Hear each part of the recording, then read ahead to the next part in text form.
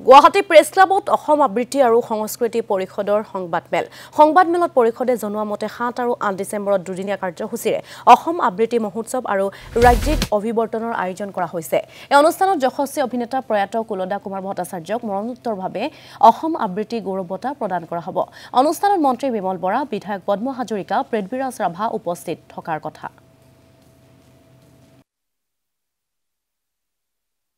প্ৰথমবাৰৰ কাৰণে আয়োজন কৰা ৰাজ্যিক অভিৱৰ্তনত অসমৰ প্ৰত্যেকখন জিলাৰ আমাৰ পূৰ্ণ পৰ্যায়ৰ জিলা সমিতি আছে আৰু প্ৰায় 300খন আমাৰ শাখা সমিতি আছে।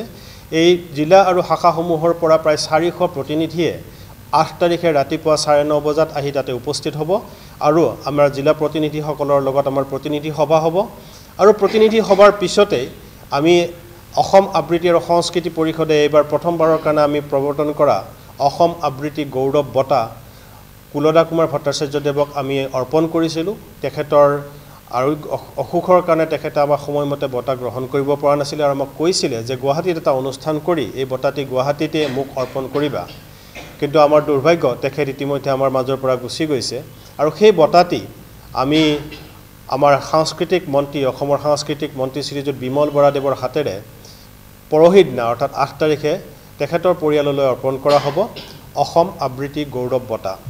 আৰু সেই আবৃত্তিৰ যিটো অনুষ্ঠান হ'ব সেইদিনা মুকলি সভাত অৰ্থাৎ মাধৱদেৱ প্ৰেক্ষাগৃহত হ'ব কলাক্ষেত্ৰৰ।